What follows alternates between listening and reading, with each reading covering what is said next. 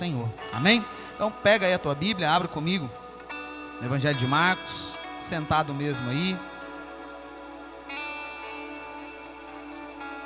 Evangelho de Jesus, né? Escrito ali por Marcos capítulo 3 e versículo 13.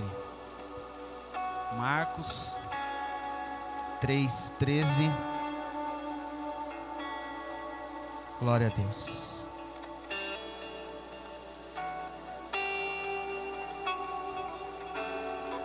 Marcos capítulo de número 3 e versículo de número 13, vamos ler 13 ao 15, em nome de Jesus, amém? Todos acharam aí? Quem achou, diga amém. Glória a Deus, vai por aqui também para você acompanhar. Diz assim, Marcos 3:13. Depois Jesus subiu ao monte e chamou os que ele quis, e vieram para junto dele. Então designou 12, aos quais chamou, repita comigo, chamou de apóstolos, para estarem com ele, repita comigo, estarem com ele, e para os enviar a pregar. 15, e a exercer a autoridade de expulsar demônios. Vamos ler de novo, 13, 14, 15, rapidinho agora. Depois Jesus subiu ao monte e chamou os que ele quis, e vieram para junto dele. Então designou 12, aos quais chamou de apóstolos, para estarem com ele e para os enviar a pregar e a exercer a autoridade de expulsar demônios. Amém? Você pode fechar os teus olhos. Você pode nesse momento, com seus olhos fechados, falar aí no teu lugar: Senhor, fala comigo. Eu preciso te ouvir, Pai. Eu preciso entender, Senhor, o que o Senhor tem comigo. Fala assim: Pai, eu preciso entender qual é o meu chamado na tua presença. Agora fala assim: Senhor Jesus, eis-me aqui, envia-me a mim. Você pode dizer isso de novo? Senhor Jesus, eis-me aqui, envia-me a mim. Amém? Glória a Deus. Irmãos, o tema da mensagem é conhecendo o meu chamado. Nesse período de tempo, principalmente nesse 1 ano que nós completamos, um grande questionamento nos pega, não só nós aqui, né, mas eu creio que em muitos outros ministérios, em muitas outras igrejas, em entender qual é o chamado. Primeiro, nós entendemos que todos foram chamados por Deus, amém? A palavra diz que, embora há um texto, né, que alguns recusaram o chamado, né, e nós muitas vezes usamos para dizer não, né, muitos são chamados, muitos não são todos, né, poucos são os escolhidos. É porque na verdade Jesus, ele chama todos, mas é de acordo com a sua disponibilidade, de acordo com o que você se sujeita a viver o que ele quer. Mas uma coisa é certa no Evangelho: o ide, né, do Senhor, a missão que ele quer dar para a igreja é para todos que estiverem nele, para todos que entendem ser parte da igreja de Cristo. Só que ao nós vermos claramente a palavra de Deus nos enviar, ao nós vermos claramente Jesus ali no seu ministério, ele preparar essas pessoas, os 12 discípulos que se tornaram apóstolos, com exceção de Judas, mas depois foi levantado Matias, nós vemos que Jesus, ele prepara esses homens para um propósito. Com os 12 inicialmente, e com cada discípulo que conheceu Jesus ali em carne e osso pessoalmente, era o mesmo. Jesus pega e dá início a algo através de 12, mas para que todos que fossem alcançados também cumprissem esse chamado. Então nós sabemos que desde lá de trás, quando Jesus entrega a vida por amor de nós, o propósito dele é para que a igreja que se iniciou, ela pudesse ser uma mensageira do Evangelho. E quando nós fazemos parte da igreja, nós nos incluímos como mensageiros do Evangelho. Então há um chamado, um propósito. Sabemos que ao olhar para a palavra de Deus, Deus usa cada um da forma que Ele quer, de formas diferentes, com aquilo que cada um tem, ou com aquilo que Ele quer derramar sobre a vida de cada um. Só que o que eu tenho visto é que muitos de nós têm ficado perdidos na questão: para que Deus me chamou? Para que Deus me chamou? O que o Senhor quer de mim? O que Deus quer que eu faça? Por que Ele me chamou? Por que Ele me escolheu? Por que Ele quer me enviar? Para quê? A grande pergunta é essa. E quando eu olho para a palavra e refletindo nisso e orando a Deus e me questionando muitas vezes também do porquê Deus me chamou, né, por muito tempo, eu tive um entendimento de que na própria palavra, na Bíblia, nós vamos encontrar uma resposta tão clara de Deus para qual é o meu e o seu chamado. Sabe qual é o nosso maior problema? É que de tempos para cá, da maneira como o Evangelho vem crescendo, se expandindo, alcançando novos lugares, novas nações e tal, nós vamos ver que o chamado de alguém acabou sendo vinculado ao que ele faz. Então, num primeiro momento que nós falamos assim, ó, Deus tem um chamado para você, Deus tem um chamado para a tua vida. Quem já ouviu isso aqui, gente? Pelo amor de Deus. Deus tem um chamado para você, Deus te escolheu para algo, Deus te chamou para algo. Isso de fato é verdade, mas nós temos vinculado o chamado de Deus com o fazer alguma coisa. Não que o chamado de Deus não envolva fazer, mas inicialmente, essencialmente, o chamado de Deus não é para fazer, e sim primeiro estar nele. Então nós vamos ver aqui onde nós lemos que Marcos 3,13 diz assim: depois Jesus subiu ao monte, chamou os que ele quis, e vieram para junto dele. Primeira coisa do chamado de Jesus é: venha para mim. Esse é o chamado. Não tem como, irmãos, ou até tem, isso é o mais perigoso. Nós vamos entrar mais para o final da mensagem. Não tem como você fazer algo sem estar nele primeiro, porque tudo parte dele. Tudo que ele quer que você faça para o reino vai partir dele. Então qual é o problema? Nós estamos querendo fazer sem estar, e não tem como fazer sem estar nele. Não tem como você fazer ou iniciar algo. Não tem como um camarada falar: eu sou alguma coisa, ou eu vou fazer ali, Deus me chamou para isso ou para aquilo, o meu chamado é esse. Mas não tem como a pessoa fazer sem primeiro estar. Então qual é o nosso chamado? Nós vamos ver que Jesus claramente diz, né, lá em João capítulo 15, quando ele fala ali da videira, ele fala: eu sou a videira verdadeira, meu pai é o lavrador, e vocês são os ramos, os galhos, e vocês precisam estar ligados em mim, porque sem mim nada vocês podem fazer. Jesus a todo momento, ele quer que a igreja entenda: fomos chamados para fazer? Sim, mas antes de fazer, é necessário estar. Antes de fazer algo, é necessário estar na fonte. Porque senão você vai fazer o que é seu, e o que é seu vai te frustrar. Senão você vai fazer do seu jeito, e fazer do teu jeito vai te dar dor de cabeça.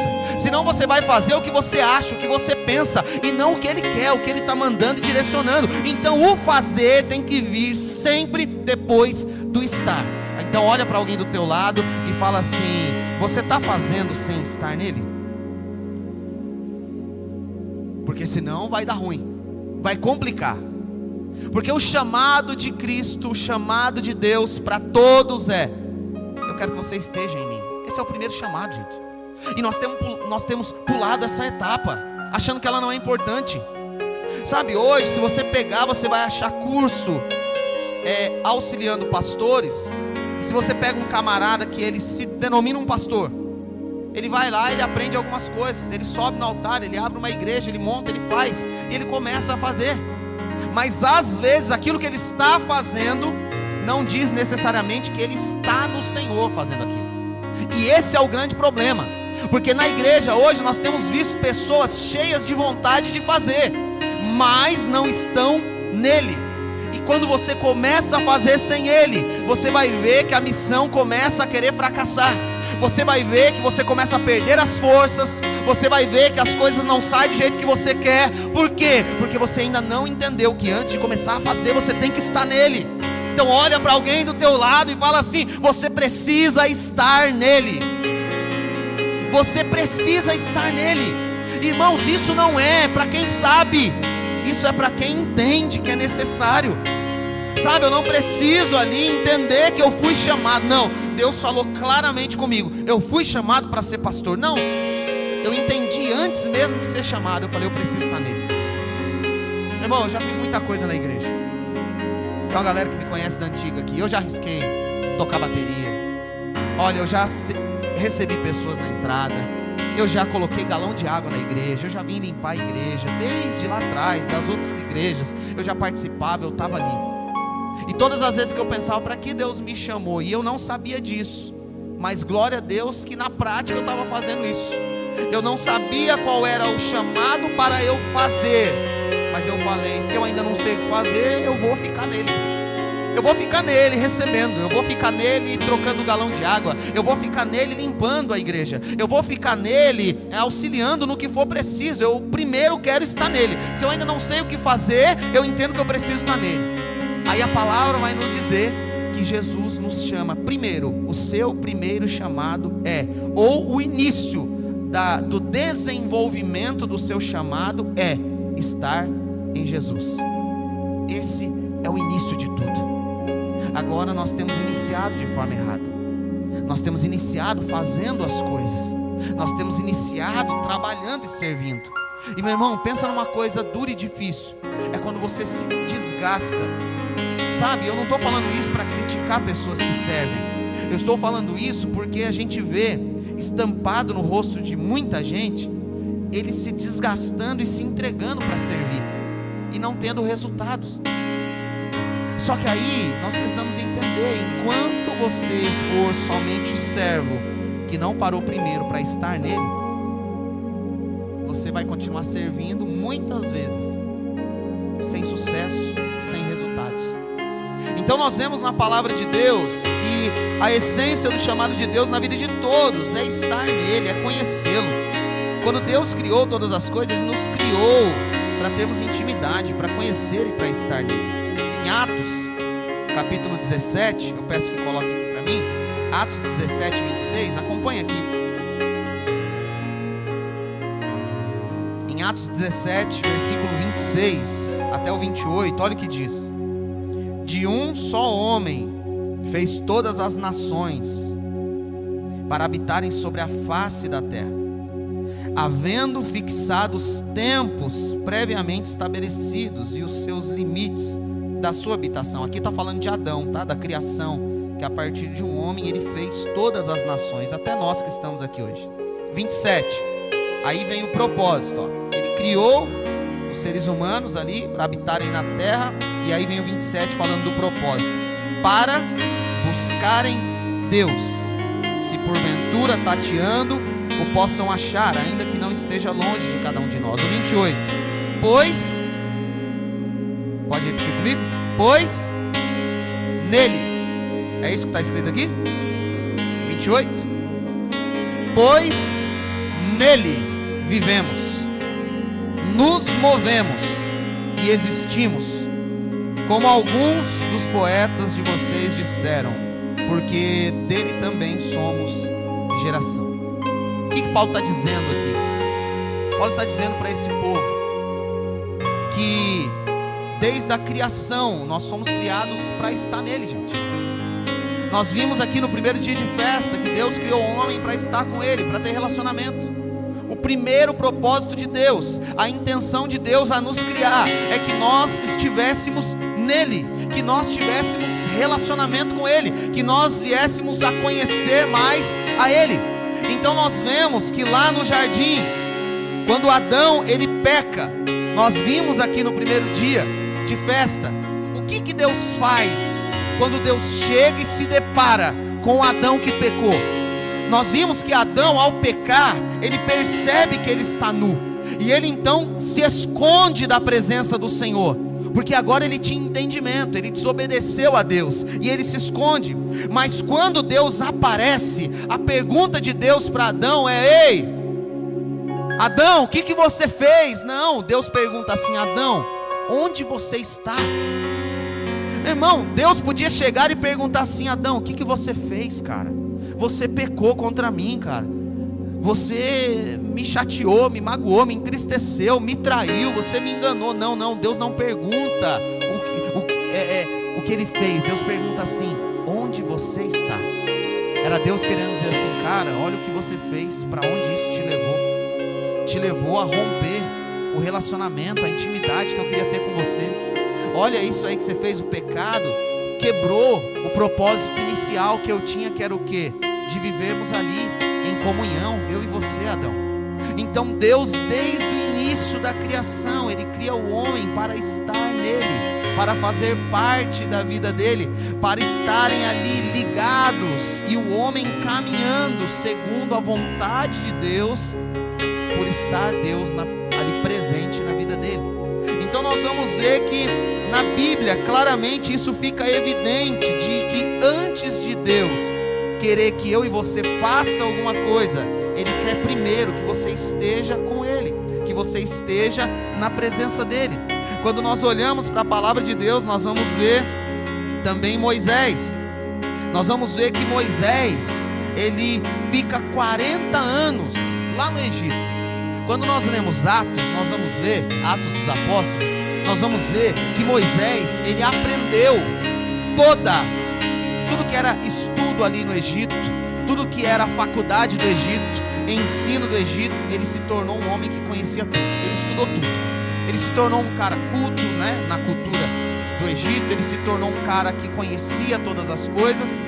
Só que nós vamos ver que Moisés, ele, através ali do propósito de Deus, né, ele tem que fugir do Egito, porque ele matou um egípcio ali, descobriram, ele ficou com medo, o faraó chegou a descobrir, ia perseguir ele, ele foge, e ele vai então para o deserto, ele fica lá 40 anos no deserto, 40 anos no Egito, aprendendo, crescendo, se desenvolvendo, se tornou um doutor, um mestre, se tornou alguém muito sábio, intelectual. Mas aí Deus tira ele para ir pro deserto. No deserto ele fica mais 40 anos, agora sem escola, sem estudo, agora sem status, agora sem palácio, sem nada. Ele fica lá no deserto, cuidando do rebanho do sogro dele. Só que em um determinado momento nós vamos ver que Deus aparece para ele, depois desses 40 anos. E quando Deus aparece para ele, então Moisés tem um encontro com Deus através da sarça, aquela sarça que começou a pegar fogo no deserto. Lembra? Lá no deserto, a sarça pegando fogo, o fogo não consumia a sarça. Ele olhou e falou: que coisa maravilhosa, eu vou chegar perto. Quando ele se aproxima, a voz de Deus fala: ei, Moisés, calma aí, cara, tira a sandália dos teus pés, porque você está pisando em terra santa. E aí Deus chama Moisés, e aí Deus então determina o chamado para Moisés. Eu quero ler com vocês aqui Êxodo capítulo 3, versículo 10, coloca aqui por favor, Êxodo 3, 10. Quando Deus faz o chamado para Moisés, para ele ser o libertador do povo de Deus que estava escravo no Egito por mais de 400 anos, diz assim, Êxodo 3:10: agora venha e eu o enviarei a Faraó. Ó Deus chamando e enviando, para que você tire do Egito meu povo, os filhos de Israel. Então Moisés perguntou a Deus: quem sou eu para ir a Faraó e tirar do Egito os filhos de Israel? Aí a resposta de Deus no 12: Deus respondeu: eu estarei com você. Moisés, ele foi chamado por Deus, sim ou não? Moisés foi enviado por Deus, sim ou não? E quando ele se preocupa por não ter capacidade, quando ele olha para ele e fala assim: quem sou eu para conseguir cumprir essa missão, esse chamado? Deus olha para ele e fala assim: fique em paz, porque eu estarei estarei com você. Meu irmão, você não tem ideia da diferença que faz você fazer o que Deus te chamou para fazer, tendo a presença dele na tua vida primeiro. Sabe, nós temos nos iludido, achando que o que nós fazemos está evidenciando que estamos cheios da presença. Isso é um perigo. É muito perigoso você não fazer uma autoanálise da sua vida e ver se você não está servindo sem estar nele. Se você não está servindo sem antes conhecer quem ele é, sem antes ouvir a voz, a direção dele, sem estar com ele, sem ele estar com você. É muito perigoso. Todas as vezes que nós vamos ver Deus agindo para enviar alguém, nós vamos ver que essa pessoa, ela passou um tempo estando com Deus, ouvindo Deus, conhecendo a Deus, para depois ela ser enviada por Deus. Sabe, é o que o inimigo quer que nós venhamos fazer. Ele está lançando sobre nós conteúdos, ele está permitindo até mesmo coisas boas e edificantes sejam armas perigosas para nós. Porque, como eu disse, hoje você aprende o que você colocar no seu coração. Você clica lá, põe na internet, põe no Google, põe no YouTube, você vai aprender como pregar. Pá, tá lá, um camarada. Às vezes ele é de Deus, gente. Às vezes ele está compartilhando o que Deus colocou no coração e na vida dele para compartilhar. Só que é uma rede aberta, todo mundo tem acesso. E às vezes um camarada que nem teve um encontro com Deus, às vezes um cara que nem teve a preocupação de buscar a Deus, de encontrar o lugar de intimidade com Deus, de relacionamento com Deus, ele vai ter acesso a isso. Ele vai falar assim: opa, sou um pregador? Eu posso pregar, eu posso fazer. Coloca lá como tocar um violão, como tocar um teclado, como fazer isso, você vai aprender. E aí você vai praticar, você vai ficar bom naquilo. E aí talvez você chegue aqui e a gente olhe para você com toda a sua habilidade e fala assim: vem para cá, precisamos de você com a sua habilidade. Você vem tocar, e você toca o teclado, e você toca o violão, e você toca a bateria. E aí muitas vezes nós, com o nosso olhar humano e natural, vamos falar assim: meu Deus, olha que bênção. Mas a pessoa não passou pelo momento de conhecimento de Deus. Ela ainda não esteve com Deus, ela ainda não presenciou Deus, ela não ouviu de Deus o que Deus queria, ela não recebeu de Deus a capacitação, a unção de Deus. Ela simplesmente conseguiu um conteúdo para que ela pudesse fazer aquilo. Então nós temos que ter cuidado. Por quê? Porque muitos estão sendo iludidos pelo inimigo e servindo a Deus sem estar em Deus, usando o nome do Senhor sem estar com o dono do nome. Estamos ali usando quem Ele é sem estar na presença dEle. Quando eu digo presença, você sabe o que eu estou falando. Eu não estou falando de estar todos os cultos aqui. É importante, necessário, é bom, com certeza. Mas é a sua vida, como está? Que tipo de relacionamento? Você pode dizer que Deus, Ele é seu amigo? Ou Deus, melhor dizendo, pode olhar para mim ou para você e dizer assim: olha lá o meu amigo, como Ele fez com Moisés? Quando acusaram Moisés, quando murmuraram contra Moisés, Deus olha e fala assim: o que vocês estão falando de Moisés? Com vocês eu falo por profecias, eu falo ali por enigmas. Agora com Moisés eu falo face a face, porque Moisés é meu amigo. Irmãos, nós somos chamados, antes de fazer qualquer coisa, a ter uma vida de relacionamento com Deus. A todos os dias você poder ouvir a voz de Deus, a todos os dias você ter o cuidado de meditar na palavra de Deus, de fazer uma oração buscando ali Deus falar com você. Então nós não podemos terceirizar ou não podemos pular essa etapa. Nós vamos ver no decorrer da história, e eu quero citar mais dois personagens importantes da Bíblia. João Batista, eu já falei dele aqui. João Batista foi o cara que Deus começou a falar com o povo, gente. Através de João Batista, depois de quanto tempo que Deus não falava com o povo de Israel? Você sabe? 400 anos, repita comigo, 400 anos. Quando nós paramos no último livro do Antigo Testamento, que é Malaquias, e quando nós viramos uma página, tem Bíblia que tem página em branco, né? Depois de Malaquias. Tem Bíblia que não tem, mas isso não interfere em nada. Quando você vira de uma página para outra aqui, ó, Malaquias, e eu viro a página para Mateus, dá a impressão que foi de um dia para o outro, né? Mas não, Deus ficou 400 anos sem falar com o povo. Você sabe o que é 400 anos sem Deus falar com o povo? Que ouvia Deus constantemente. E quando Deus volta a falar com o povo, ele volta a falar com o povo através de um homem chamado João Batista.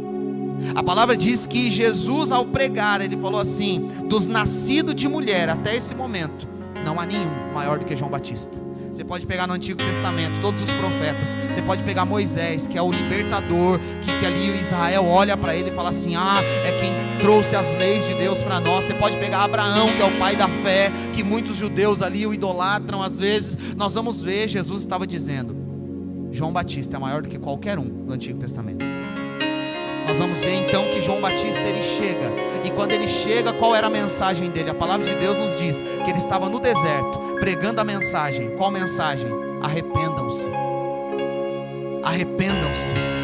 E ele batizava pessoas, e a palavra diz que pessoas iam até ele, pessoas iam e se rendiam àquela palavra dura, se convertiam, mudavam os caminhos, eram batizados.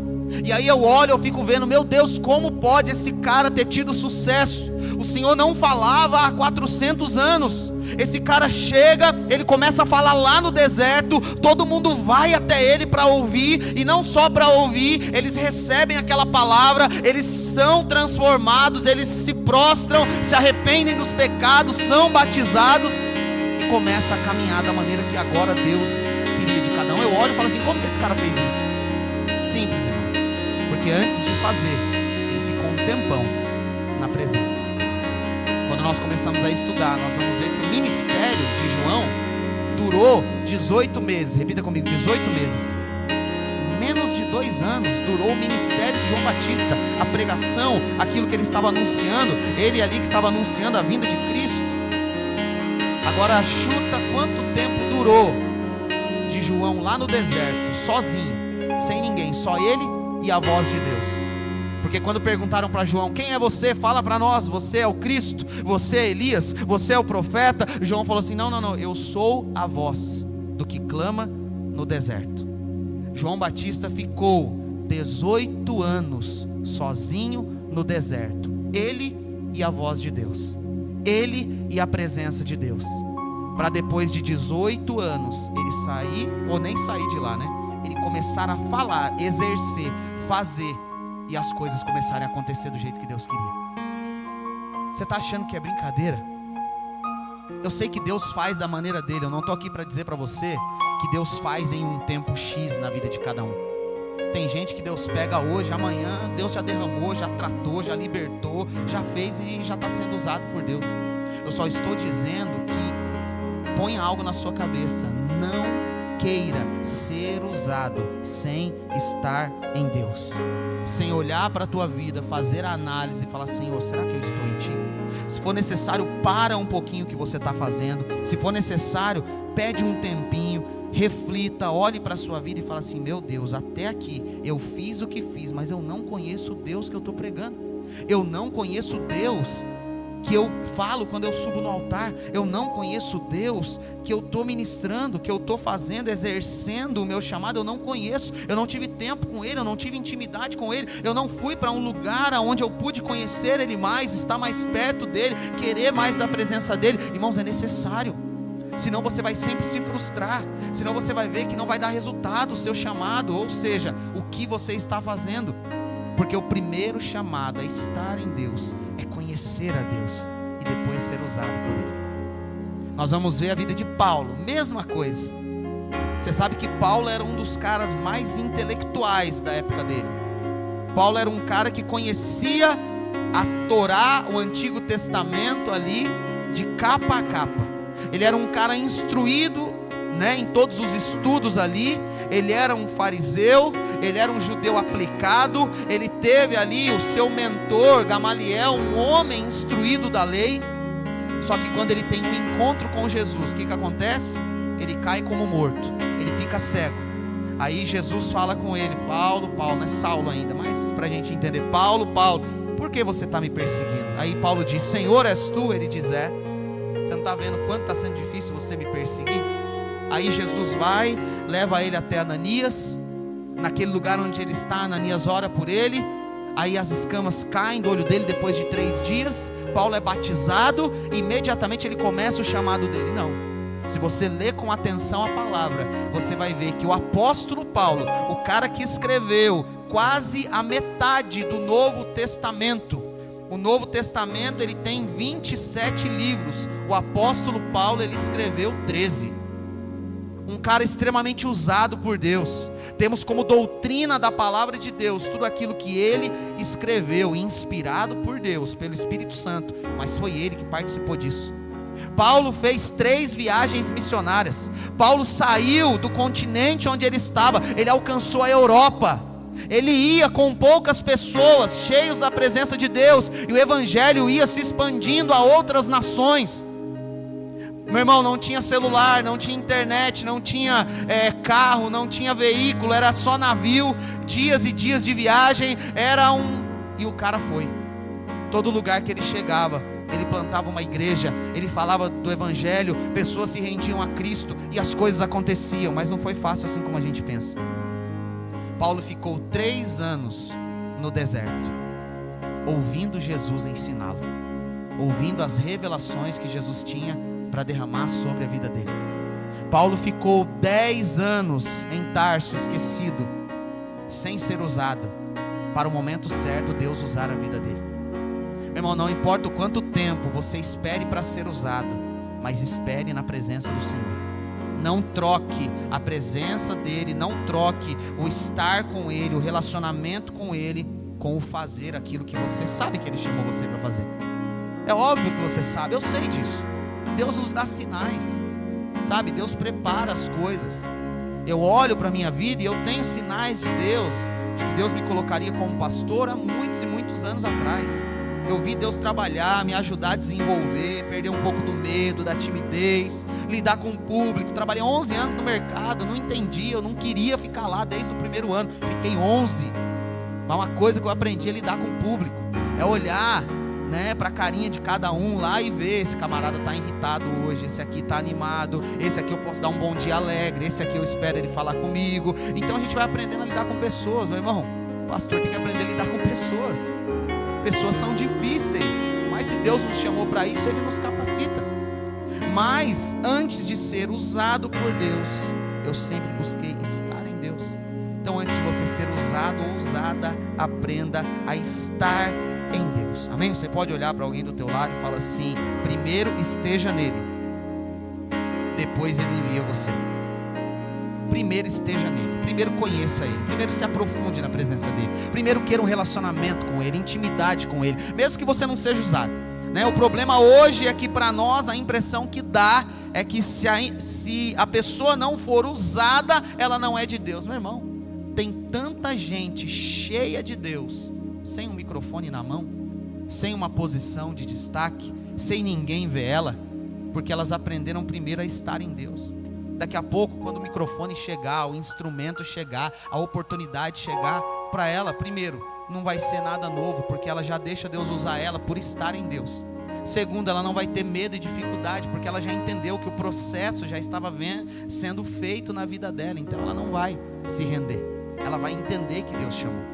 Agora nós precisamos disso. Para finalizar, um alerta agora: o cuidado para você não começar a fazer sem estar ao conhecer a Deus. Olhe para alguém do teu lado e fala assim: tome cuidado para não fazer antes de estar nele. Irmãos, nós vemos, e eu quero ler aqui 2 textos, Atos capítulo 19, versículo 11 ao 16, é uma história muito legal. Quando eu leio essa história, eu confesso que eu dou risada, eu acho engraçada. É real, é importante, é engraçada no contexto do que aconteceu, mas quando eu olho para nós hoje, me traz temor. Porque essa história, nós vamos ler aqui, eu vou falar dela, Atos capítulo 19, versículo 11, diz assim, ó: Deus, pelas mãos de Paulo, fazia milagres extraordinários. O Paulo, tá? Que ficou 3 anos no deserto, ouvindo Deus, recebendo as revelações do Senhor. O Paulo que ficou 10 anos esperando para ser usado, é esse Paulo aqui. Deus, pelas mãos de Paulo, fazia milagres extraordinários. Versículo 12: a ponto de levarem aos enfermos lenços e aventais do seu uso pessoal, diante dos quais as enfermidades fugiam das suas vítimas, e os espíritos malignos se retiravam. E alguns judeus, ao 13, e alguns judeus exorcistas ambulantes, tentaram invocar o nome do Senhor Jesus sobre as pessoas possuídas de espíritos malignos, dizendo: ordeno que saiam pelo poder de Jesus, a quem Paulo prega. Olha o 14. Os que faziam isto eram 7 filhos de um judeu chamado Seva, sumo sacerdote. Agora o 15 e o 16, mas o espírito maligno lhes respondeu: conheço Jesus e sei quem é Paulo, mas vocês, quem são? Ao 16, e o possuído do espírito maligno saltou sobre eles, dominando a todos, e de tal modo prevaleceu contra eles, que nus e feridos fugiram daquela casa. Irmão, nós vemos aqui um grupo de pessoas, esses 7 filhos de Seva. Nós vamos ver que eles olham e eles vê Paulo sendo usado. Rapaz, você vê como Paulo é usado por Deus ali. Você vê como ele cura enfermos através do nome desse Jesus. Você vê como ele prega com autoridade, como pessoas ali tem os demônios expulsos da vida dela por essa autoridade que ele usa do nome de Jesus. Eles falam então, e eles, a palavra diz, eram exorcistas ambulantes, não eram crentes. E eles chegam para um endemoniado e eles falam assim: olha, em nome do Jesus de Paulo, viu? Pelo poder do Jesus de Paulo, sai desse homem. O que o camarada faz? O endemoniado olha para eles e fala assim: olha, Jesus eu conheço, Paulo eu sei quem é, mas quem são vocês? E a coça vem, e um só pega os 7 filhos e bate em todos eles, deixam eles feridos, deixam eles pelados, e eles têm que fugir da casa, humilhados, abatidos, caídos, feridos. Por quê? Porque a ordem que foi dada em nome de Jesus não bastou. Que isso, pastor? Então usar o nome de Jesus, a palavra diz que Jesus mesmo disse: em meu nome vocês expulsarão demônios, curarão enfermos, farão obras maiores do que a que eu fiz. Sim, Jesus falou, mas Jesus falou isso para aqueles que estão nele, não para aqueles que não estão. Então nós vemos que um grupo de pessoas, sem estar com Jesus, quis usar o nome de Jesus, quis ser usado por Jesus.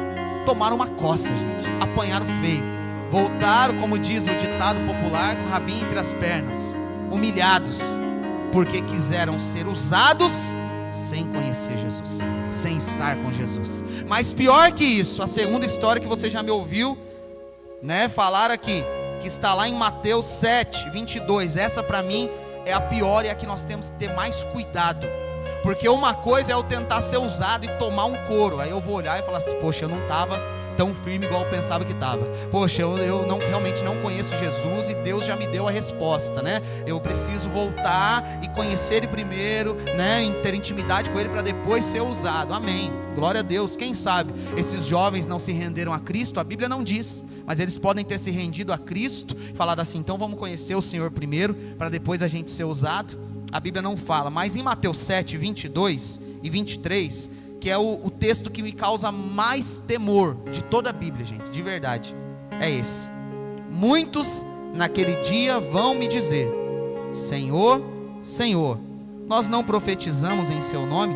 Em seu nome não expulsamos demônios, e em seu nome não fizemos muitos milagres? Então lhes direi claramente, Jesus falando: eu nunca conheci vocês. Afastem-se de mim, vocês que praticam o mal.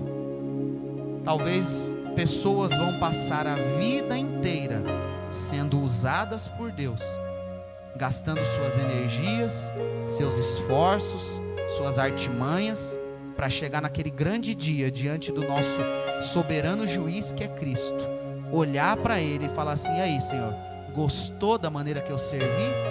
Gostou do tanto de coisa que eu fiz em seu nome lá na terra? Jesus vai olhar e falar assim: quem é você? Te conheço não. Não, mas em teu nome eu subi no altar, em teu nome eu preguei, em teu nome eu fui aos cultos, em teu nome eu toquei, em teu nome eu evangelizei, em teu nome eu fiz. Eu sei, você usou meu nome, tá certo, eu ouvi tudo isso, mas eu não estou falando do que você fez, eu estou falando de quem você é esse tempo todo. Eu não conheço você. Você foi tão usado, ou usou tanto o meu nome, sem me conhecer, que você achou que era tudo normal. Você achou que já bastava. Jesus olha e fala assim: não te conheço. Não, mas eu fiz. Eu sei que você fez, mas eu não te conheço. Não, eu gastei tempo fazendo. Não, eu sei que você gastou tempo fazendo, mas você não gastou tempo me conhecendo. Você não gastou tempo para estar mais perto de mim. Você não gastou tempo para me conhecer mais. Você não gastou tempo para ler a minha palavra e buscar quem eu sou, a revelação que eu queria derramar sobre a tua vida. Você não gastou tempo orando e buscando a minha face. Sabe o que eu tenho aprendido e eu fico envergonhado quando eu olho para trás? É que a maioria ou todas as vezes que eu lia e me aprofundava na palavra, é porque eu precisava pregar. Eu olho para trás hoje e me sinto envergonhado por isso, porque eu estava querendo me relacionar e conhecer Deus por aquilo que eu precisava fazer. Hoje eu estou aprendendo todos os dias a me relacionar com Ele, a me deleitar na presença dEle, por quem Ele é, não por aquilo que eu preciso fazer. Ah, mas eu tenho que pregar tal dia, amém. Mas se eu conhecer Ele, eu vou saber o que tem que ser pregado. Ah, eu preciso cantar tal dia, eu sei. Mas se você conhecer Ele, você sabe o que precisa ser cantado. Ah, eu preciso fazer, eu sei. Mas se você conhecer e estiver nele, tudo que você fizer prosperará, vai dar certo. O ministério vai crescer, seu chamado vai desenvolver, você vai ter resultados, vai dar frutos. Porque antes de fazer, você precisa estar no Senhor.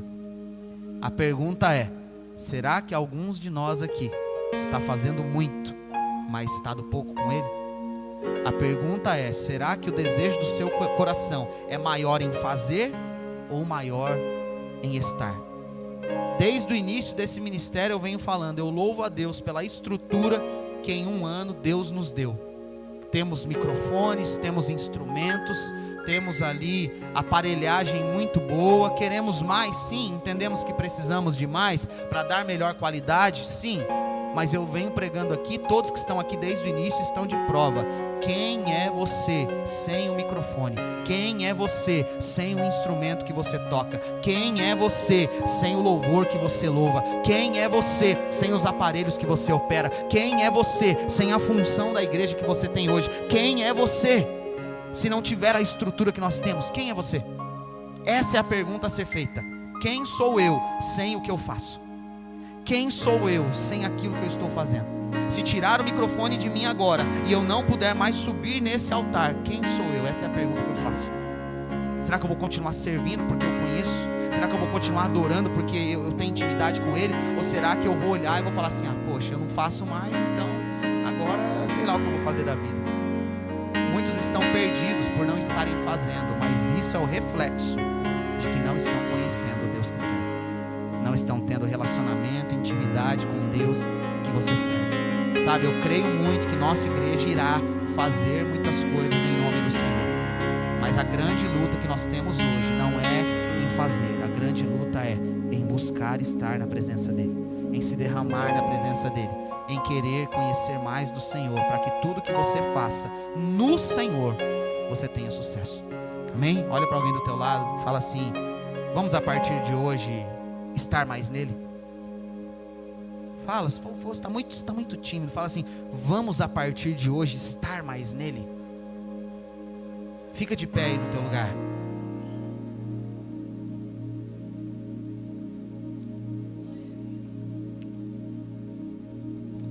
Nós vamos adorar o Senhor e eu peço que você, no teu lugar, você comece a refletir sobre essa palavra. Você entendeu a palavra, irmãos? Quer que eu fale mais? Não precisa, né? Já foi bem claro a palavra de Deus para nós, né? Então, eu sei que todos têm um chamado, mesmo que você ainda não saiba qual. Eu sei que a palavra do Senhor, ela nos diz que o Espírito Santo distribui dons para todos na igreja, conforme Ele quer. A palavra nos diz que Deus dá dons aos homens para fazer aquilo que Ele quer. E a palavra diz que Jesus também dá dons ministeriais para alguns a qual Ele escolhe. A questão não é o que Deus dá ou o que Ele pode fazer através de nós. A questão é que só será feito a partir de um posicionamento em buscar ao Senhor, em querer estar nele, em ter um relacionamento com Ele, em entender que o culto não deve ser, esse momento aqui não deve ser o ápice do seu encontro com Deus. O culto não deve ser o momento que você fala assim: foi no culto que eu tive o maior encontro. Pode ser aqui? Pode. Acontece de ser aqui? Acontece. Mas eu quero ver pessoas testemunhando. Pastor, foi no meu quarto que eu tive o maior encontro com Deus. Foi no meu quarto que eu ouvi a maior revelação da minha vida, do que Ele quer de mim. Foi lá na sala orando. Foi lá no momento que eu fiquei sozinho. Foi no meu devocional com Deus. Foi no momento que eu dediquei tempo do meu dia em estar com Ele. Foi nas horas que eu reservei para estar na presença dEle, que Ele se manifestou na minha vida. Ele quer se manifestar, mas todas as vezes que Ele desce, nós estamos igual a Adão, fugindo da presença dEle. Ele quer te encontrar no quarto da sua casa, Ele quer te encontrar na sala, Ele quer te encontrar naquele momento do seu dia, que você dedica somente a Ele, mas Ele desce e não te encontra. Que a partir de hoje, você comece a criar na sua vida, entenda aqui, preste atenção aqui agora. Para um pouco, repita comigo, para um pouco. Para um pouco de buscar conhecimento e dedique mais tempo em se derramar para ouvir a voz dele falar com você. Pegue no seu dia, todos os dias. Pastor, meu dia é corrido, eu tenho só 15 minutos. Dedique os melhores 15 minutos do seu dia na presença dele. Pastor, a minha vida é loucura, eu tenho meia hora, eu tenho ali uma parte do horário do almoço. Dedique os melhores 30 minutos do seu almoço para buscar um relacionamento com Ele. Você vai ver que a sua vida vai mudar. Você vai ver que aquilo que Deus quer de você vai começar a fluir naturalmente do seu coração. Você vai ver que você vai começar a ser usado a fazer as coisas de modo diferente, porque agora você está nele, agora você está se relacionando, agora você está buscando Ele, você está conhecendo aquele que te chamou. É importante você conhecer aquele que te chamou. Então busque a Ele, busque a Ele. Não tenha pressa em ser usado, mas tenha pressa em se relacionar com Ele. Amém? Feche os teus olhos, nós vamos adorar o Senhor. Que nesse momento de adoração você se entregue e você reflita e fala: Senhor, me perdoa por querer tanto ser uma ferramenta sem estar nas suas mãos. Me perdoa, Pai, porque eu estou tão mais interessado em ser usado do que ter relacionamento com o Senhor. Me perdoa, Pai, porque o microfone tem sido mais importante para mim do que o momento de joelho onde ninguém me vê. Me perdoa, Pai, porque os instrumentos têm sido melhores para mim do que o momento de me derramar aos teus pés no meu dia a dia, no meu devocional. Me perdoa por fazer muita coisa e se relacionar tão pouco contigo, Deus. Nos perdoa, Pai. Estamos aqui e queremos uma nova rotina, uma nova vida. Queremos, Senhor Jesus, sair daqui transformados. Queremos sair daqui colocando como prioridade aquilo que realmente é importante. A Tua presença é maior do que qualquer coisa que eu faça para o Senhor. Feche os teus olhos e vamos adorar o Senhor.